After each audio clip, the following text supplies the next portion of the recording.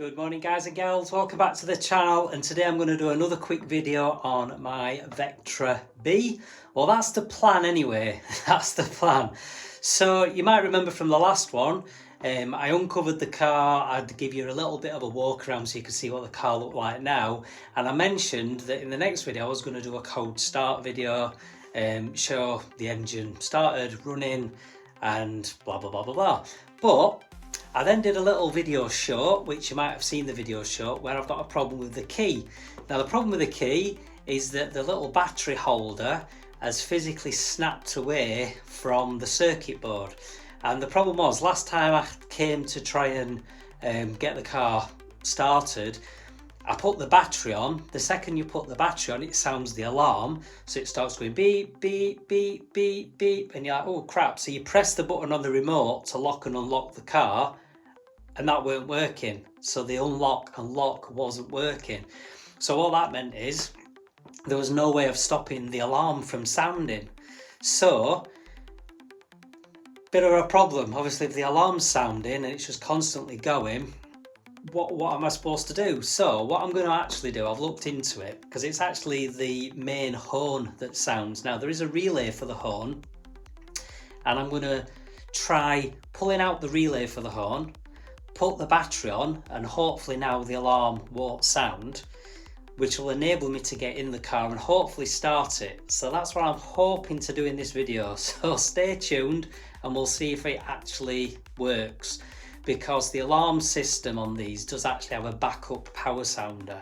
Now the backup power sounder, I've no idea if it works. No idea, I don't know if it still works. If it does, then I'm still gonna have the beep, beep, beep of the alarm going until I can get the key to work.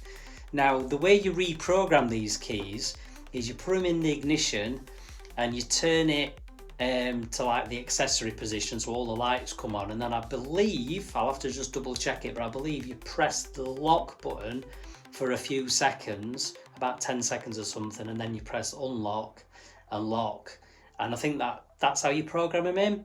I'll double check, I'll have a look on YouTube. I know there is a video that I did watch, I'll have to just double check it and watch it again to be sure. And then, because hopefully that might retune the key, because what I'm thinking is, because the battery's been disconnected for so long, so obviously it's broken inside the key, that it might have lost its programming, and hopefully if I can just reprogram it, then I can keep my original key, just do kind of a bit of a repair on it, and hopefully I'll be good. But we shall have to see. So stay tuned guys, and yeah, let's see how we get on. Right then guys and girls, so I'm outside at the car, and I've just tried my other battery, and it needs charging. It's a bit duff, so I'm using this one, which is the one off the Mark III Cavalier. Now the second I put the power to it, even though I've removed the relay for the horn, it's still setting off the power sounder, so the noise I've kept hearing is actually the power sounder for the alarm. So at least I know the power sounder works. But what that means is the only way I could stop the alarm going off is by physically disconnecting the power sounder. Now the problem is that's hidden in a position where, with how things are currently, with where the car's positioned, I can't actually really easily get to it. So what I've done is I've put an old brake disc on the trigger for the bonnet, because the second you put the power to the battery, the alarm thinks the bonnet's open and sets the alarm off. What I've also done is on the driver's door, I've shoved a rag down the side of the door to keep the pin pushed in, because again, as soon as you open the door, it sets the alarm off. So with that done, I'm now able to connect the battery without the alarm going off, which means I can get in the car, put the key in the ignition, turn the key in the ignition, and then try and see if I can reprogram the key. Now, I have actually already done this off camera and it didn't work. So I think the problem with the key is, you see when you press the buttons, a little LED is supposed to light up, and it don't light up. I know that the battery in the key is okay because I've swapped it from another remote, and I tried this battery and the remote for the Astra and it worked fine, so I know the battery's good. but I think it's just because of the connection to the base. It's just not doing anything. So I've tried doing the reprogramming of the key. It didn't seem to do anything, but I'm going to try again now with this other battery that's got more power in it, and we'll see if I manage to get anything to work. So see you shortly. Right then guys, so moment of truth. Let's see if I can get it to start. So I've got the better charge battery on, just making sure it's in neutral. Power on. I don't know. I'm just looking that the fuel gauge is flashing, so there might be no chance of it starting, but we'll give it a go. Oh wow, there you go. Oh my god, oh my actual god, can you believe that? Jesus. Right, let's go round. Wow guys, can you believe that?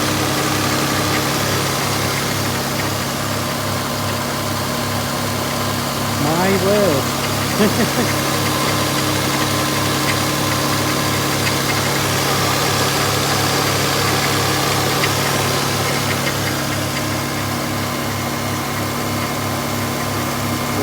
To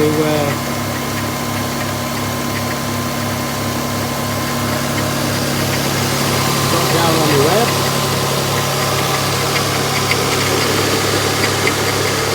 A little bit of noise from somewhere, might be power steering.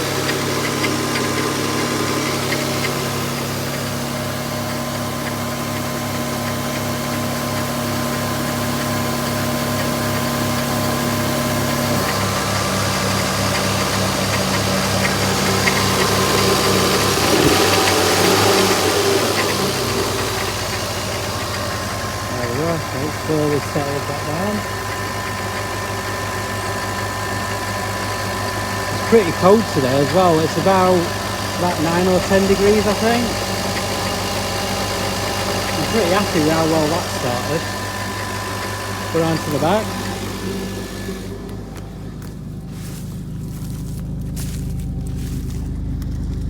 Covering the camera up with my hand. Looks really smoky, but it's just literally because of how damp it is. There'll be a hell of a lot of moisture in the exhaust. It's not been started for ages. Wow. I'm well impressed with that.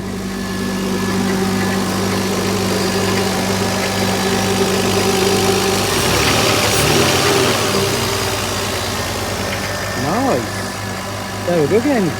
There we go then guys. So, successful cold start, very successful cold start. So I just need to get my key sorted so that the sensor locking works again without setting the alarm off. Wow, that's a great result that.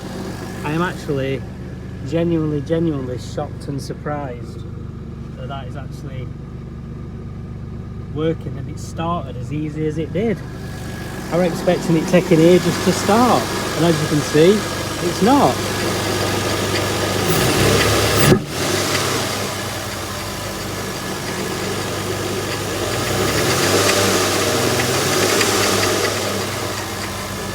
Wow, that's pretty amazing.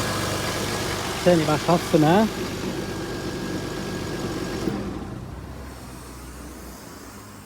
Wowzers, I'm absolutely amazed.